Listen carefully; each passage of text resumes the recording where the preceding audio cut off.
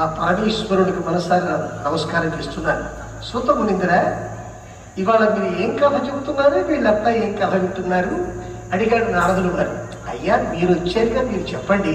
మీరు బ్రహ్మకుమారుడు, బ్రహ్మచారుడు, గానక విశారదులు, త్రిలోక సంచారుడు. మీకు తెలియంది, మీకు రానిది, మీకు నేను చెప్పగలిగింది ఏముంటుంది చెప్పండి.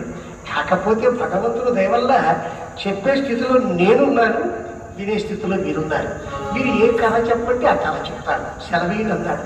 ఆహా, ఆ భారం నా మీదే వేశారా? అయితే ప్రతి మనిషికి ఆశ ఉంటుంది. ఏమిటి? సాగకుండా ఎప్పుడు బ్రతికే ఉందాం అని. అది సాధ్యమా? పుట్టిన వాళ్ళు పోవాలి, పోయిన వాళ్ళు రావాలి, ఈ కాలచక్రం ఇలా తిరగాలి, దాన్ని మనం గౌరవించాలి తప్ప సాగుకు తడిచి ఎక్కడికి పోయి దాక్కుంటాం. కాకపోతే ఆశపడతాం. ఆశ లేకపోతే ఎట్లా? 2 లక్షల రూపాయలు పెట్టి మోటార్ సైకిల్ కొన్నా అందులో పెట్రోల్ కావాలి, లేకపోతే బండి పోదు. అబ్బాయికి అన్నీ ఉన్నాయి, అసలు కరెంటే తక్కువ అన్నట్లు పెట్రోల్ లేకపోతే బండి ఎలాగైతే ముందుకు వెళ్ళదు, ఆశ లేకపోతే ఏ మనిషి, ఏ జీవి బతకలేదు. ఆశ ఉండాలి. ఆశ ఎట్లా ఉండాలి? 80 ఏళ్ళ ముసలాయిని పోయి 16 ఏళ్ళ పడుచు పిల్లలు చూసి అబ్బా కంటే బాగుంటుందా? ఈ ఆశలే కాదు ఉండాల్సింది. ఆశ పడాలి, కానీ ఎలా ఉండాలి? శ్యామ వందక. భాగవతం రాసిన పోతన గారు మనకు చక్కని సూచన చేశారు. ఇది మీకు, మాకు, సీఎంకి, పిఎంకి అందరికీ వర్తిస్తుంది. వ్యాప్తం వందక వగవక ప్రాప్తం బగులేశమైన 10,000 తృప్తి చెందని మనుజుడు సప్తద్వీపములనైనా సక్కంబడు.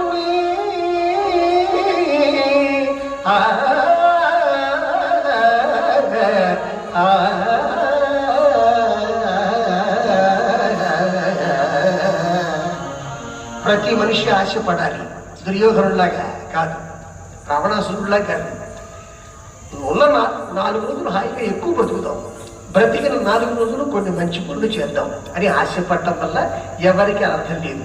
అలా అన్నమాచార్యులు వారు మంచి పనులు చేయబట్టే ఈనాడు మీకు, మాకు, మనందరికి భక్తి, ముక్తి కొలికే మార్గం లభించింది. మనకు కూడా ఉంది ఆ కర్తవ్యం. పోయి మొన్నే వివేకానందుల వారి జయంతి జరిగింది. ఆయన ఏం చెప్పాడు?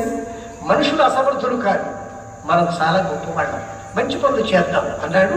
మంచి పనులు చెయ్యాలి. కాబట్టి నారదుల వారు అన్నాడు, అయ్యా, ప్రతి మనిషి 4 రోజులు ఎక్కువ బ్రతకడానికి పనికి వచ్చే కథ చెప్పండి అంటే ఆయుష్ తెచ్చే కథ చెప్పండి, నేను వెళ్ళి అందరితో చెప్తాను.